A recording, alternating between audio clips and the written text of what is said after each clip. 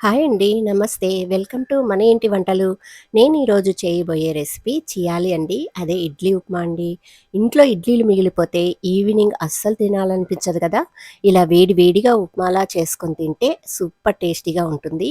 చిన్న పిల్లలు కూడా ఇష్టంగా తినేస్తారు.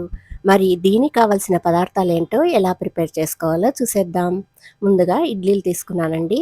నేను 8 ఇడ్లీల దాకా తీసుకున్నాను. ఇప్పుడు దీనికి ఇంకా కావాల్సిన పదార్థాలేంటో చూసేద్దాం. సన్నగా తరిగిన 2 ఆనియన్స్ తీసుకున్నానండి. ఒక 5 పచ్చిమిర్చి దాకా ఇలా సన్నగా కట్ చేసుకోవాలి. ఫ్రెష్‌గా ఉన్న కరివేపాకు కొంచెం, తగినంత ఆయిల్, సన్నగా తరిగిన కొత్తిమీర, తాలింపు గింజలు. ఇప్పుడు ముందుగా మనం ఇడ్లీలని మెదుపుకొని పొడిలా చేసుకోవాలి.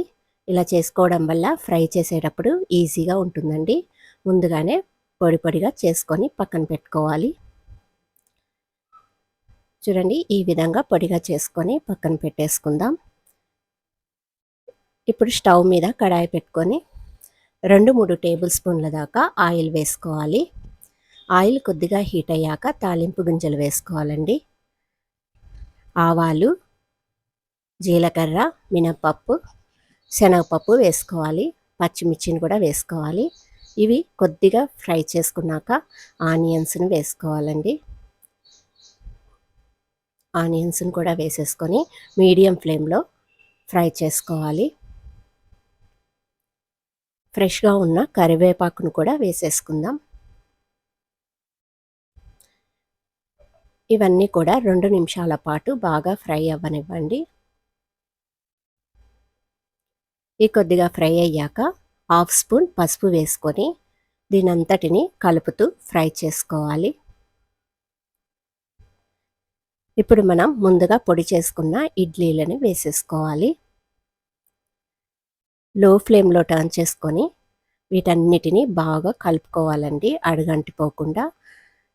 ఒక 2 నిమిషాల పాటు ఇలా కలుపుతూ ఫ్రై చేసుకోవాలి. చూడండి ఈ విధంగా ఫ్రై చేసుకుంటూ ఉండాలండి. 2 నిమిషాల తర్వాత సాల్ట్ కొంచెం వేసుకుందాం. ఆల్రెడీ ఇడ్లీలో మనం సాల్ట్ వేసుంటాం కాబట్టి కొద్దిగా సాల్ట్ అయితే సరిపోతుంది. ఈ సాల్ట్ కూడా ఉప్మాలో బాగా కలిసేటట్టు ఒక నిమిషం పాటు కలుపుకొని ఫ్రై చేసుకోవాలి. అంతే అండి. చివరగా కొత్తిమీర వేసుకుంటే వేడి వేడి చియాలి రెడీ అయిపోయిందండి. ఇప్పుడు ప్లేట్‌లోకి తీసుకొని సర్వ్ చేసుకోవడమే. చూడండి తక్కువ ఇంగ్రీడియెంట్స్‌తోనే చాలా క్విక్‌గా, ఈజీగా ప్రిపేర్ చేసుకోవచ్చు. టేస్ట్ కూడా చాలా చాలా బావుంటుంది. ఇడ్లీలు తినని పిల్లలు కూడా ఇలా చేసి పెడితే ఇష్టంగా తినేస్తారు. ఈ వీడియో గనక మీకు నచ్చినట్లయితే లైక్ చేయండి, షేర్ చేయండి. మరిన్ని రెసిపీస్ కోసం నా ఛానల్‌ని తప్పకుండా సబ్స్క్రైబ్ చేసుకోండి. Thank you for watching.